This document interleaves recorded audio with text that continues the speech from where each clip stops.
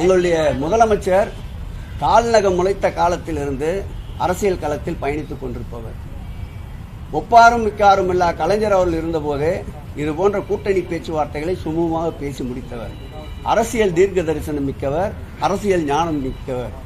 எனக்கு தெரிய அந்த 30 பேரில் லஞ்சம் வாங்காத ஒரே ஒரு ஆள் இருப்பார் என்று சொன்னால் பிடிஆராகத்தான் இருக்க முடியும் என்று நான் நம்புகிறேன். பழனிவேல் ராஜனுடைய பேரன் தியாகராஜனுடைய மகன் அவர் சொல்லுகிறார், திராவிட முன்னேற்ற கழக அரசில் 50% கசிவு இருக்கிறது. There is leakage for 50% leakage என்று அவர் இந்தியன் எக்ஸ்பிரஸ் பத்திரிகைக்கு பகிரங்கமாக பேட்டி கொடுத்தார். எதிலே லீக்கேஜ் என்று சொன்னால் மது விலக்கிலே லீக்கேஜ், பத்திரப்பதிவுத்துறையிலே லீக்கேஜ், ஏறத்தாழ லீக்கேஜ் இல்லாத கசிவு இல்லாத லஞ்சம் பெறாத துறை என்று திமுகவிலே எந்த துறையும் இல்லை என்பது போல் அவர் அந்த லீக்கேஜ் என்ற சொல்லை பயன்படுத்தி பேட்டி கொடுத்தார். நான் கேட்கிறேன், அதற்கு பிறகு பிடிஆர் பழனிவேல் ராஜன் அடக்கப்பட்டார். நான் கேட்கிறேன், நீ நிதியமைச்சராக இருக்கிறாய், பழனிவேல் ராஜனுடைய பாட்டன் ரொம்ப சிறந்த மனிதன், அவர் நீதி கட்சியில் இருந்தவர். விடாமல் நான் இந்த ஒதுக்கீட்டு கொள்கை திமுக கண்டுபிடித்ததல்ல, நீதி கட்சி கண்டுபிடித்தது, நீதி கட்சியில் முதலமைச்சராக இருந்தவர் என்ற பாட்டன் என்று பெருமை பேசுகிறாயே, அதனுடைய பொருள் என்ன? ஸ்டாலின் இப்பொழுது வந்தவர், இவருடைய அப்பனும் பின்னால் வந்தவர் தான். அதற்கு முன்னால் இந்த கட்சியினுடைய முன்னோடி நீதி கட்சி, அதை நடத்தியவன் என்னுடைய பாட்டன். ஆகவே நான் தான் இந்த ஒதுக்கீட்டு கொள்கைக்கு ரொம்ப நெருக்கமானவன், நியாயமாக நான் தான் முதலமைச்சராக இருக்க வேண்டும் என்று சொல்லாமல் சொல்லுகிறான். ஆகவே நான் என்ன சொல்கிறேன் என்றால், 50% லீக்கேஜ் இருக்கிறது, உங்கள் கையில் அதிகாரம் இருக்கிறது. நீ அந்த லீக்கேஜை தடுத்து நிறுத்துவதற்கு என்ன முயற்சி மேற்கொண்டாய்? நிறுத்த முயல்.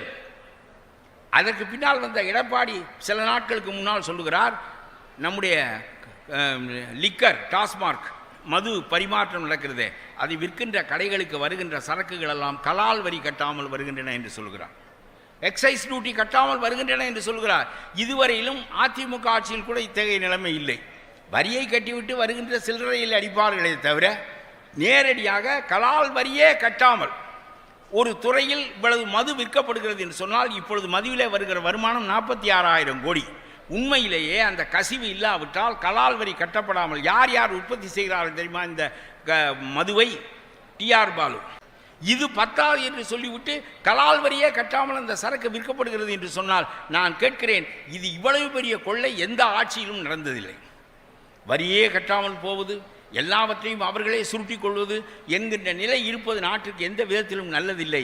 இந்த ஆட்சியை சகித்து கொண்டு இப்படித்தான் இருக்க முடியும். பெரிய கட்சி தோல்வியடைய வைப்பது எளிதில்லை. ஏனென்றால் பெரும் கூட்டம் இருக்கிறது, பெரும் பணம் இருக்கிறது.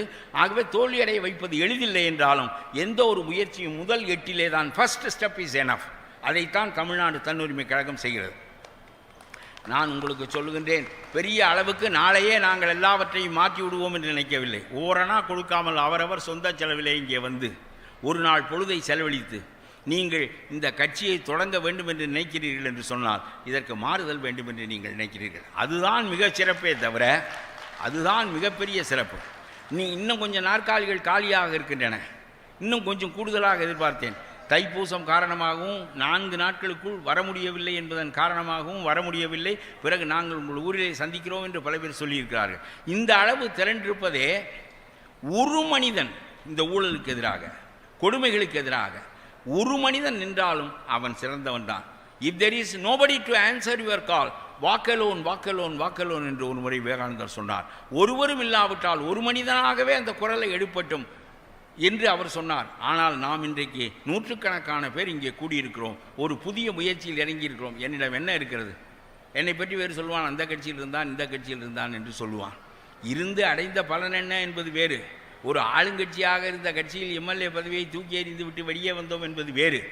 ஆனால் இன்றைக்கு என்ன நடக்கிறது என்றால், கூட்டணி ஒரு முறை சேர்ந்து விட்டால் பிறகு பாராளுமன்ற தேர்தல், அதற்கு பிறகு சட்டமன்ற தேர்தல், அதற்கு பிறகு மாநகராட்சி, அதற்கு பிறகு நகராட்சி, அப்புறம் ஊராட்சி, அதற்கு பிறகு கூட்டுறவு வங்கி, இப்படி பல்வேறு வகையாக 5 ஆண்டுகளும் நடக்கின்ற எல்லா தேர்தலிலும் நமக்கு 2 இடம் 4 இடம் கிடைக்க வேண்டும் என்பதற்காக அந்த கட்சியை எதிர்ப்பதையே, அது செய்கின்ற அட்டூழியங்களை விமர்சிப்பதையே நிறுத்தி விடுகிறார்கள்.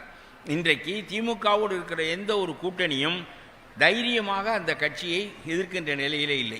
ஆகவே ஒரு கட்சி தன்னுடைய அடையாளத்தை, மதிப்பை இழந்து இன்னொரு கட்சியோடு காலோடு கால் தழுவி காலோடு தழுவிக்கொண்டு நிற்கின்ற அரசியல் என்பது நல்ல அரசியல் இல்லை, அது ரொம்ப கேவலமான அரசியல்.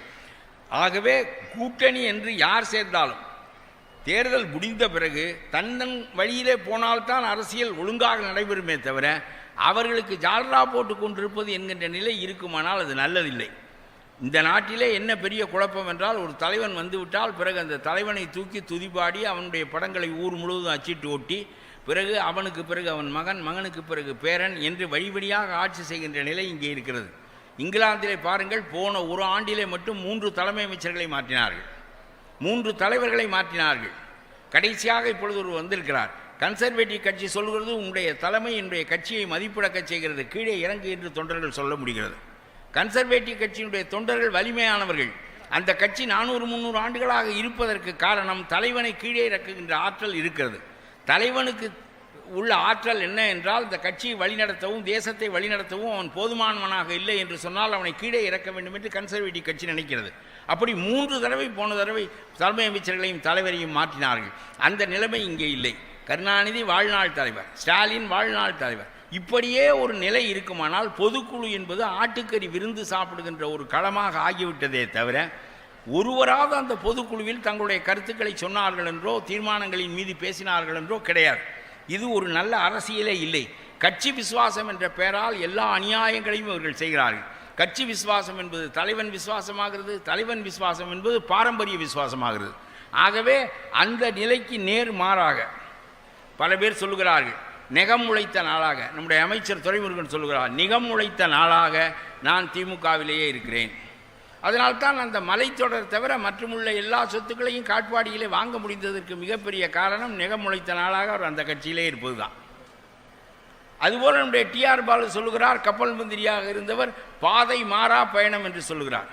நாங்கள் எங்களுடைய பாதையை மாற்றிக்கொள்ளவில்லை, இருந்த இடத்திலேயே இருக்கிறேன், 50 ஆண்டுகளாக இருக்கிறேன் என்று சொன்னால் 50 ஆண்டுகளாக நீங்கள் இருந்த இடத்திலே இருந்த காரணத்தினாலே தான் 4 கப்பல் உங்களுக்கு ஓடுகிறது. இல்லாவிட்டால் குரோம்பேட்டையிலே ஒரு சாதாரண தியேட்டரை வைத்துக் கொண்டு தான் நீங்கள் வாழ்ந்திருப்பீர்கள். ஆகவே நான் என்ன சொல்லுகிறேன் என்றால், ஒரு கட்சியிலே நிலையாக இருப்பது என்பது கொள்கையின் மீது கொண்ட பற்றால் என்றால் நான் அதை ஏற்றுக்கொள்வேன். திமுக தமிழ் இனத்திற்காக பிறந்த கட்சி. ஆனால் கருணாநிதி நம்முடைய மாநிலத்தில் முதலமைச்சராக இருந்தபோது கருணாநிதியினுடைய மகன் போன்றவர்கள், டிஆர் பாலு போன்றவர்கள் எல்லாம் டில்லியிலே அமைச்சர்களாக இருந்த போதுதான் ஈழம் அழிந்தது, தமிழ் இனம் அழிந்தது. கடந்த 10 ஆண்டுகள்ல கிறிஸ்தவ மக்கள் தொகை உலக அளவுல 12 கோடி உயர்ந்திருக்கிறது. 200 கோடி இஸ்லாமியர்கள் என்று சொன்னேன். கடந்த 10 ஆண்டுகள்ல இஸ்லாமியர்களுடைய மக்கள் தொகை 35 கோடி உயர்ந்திருக்கிறது.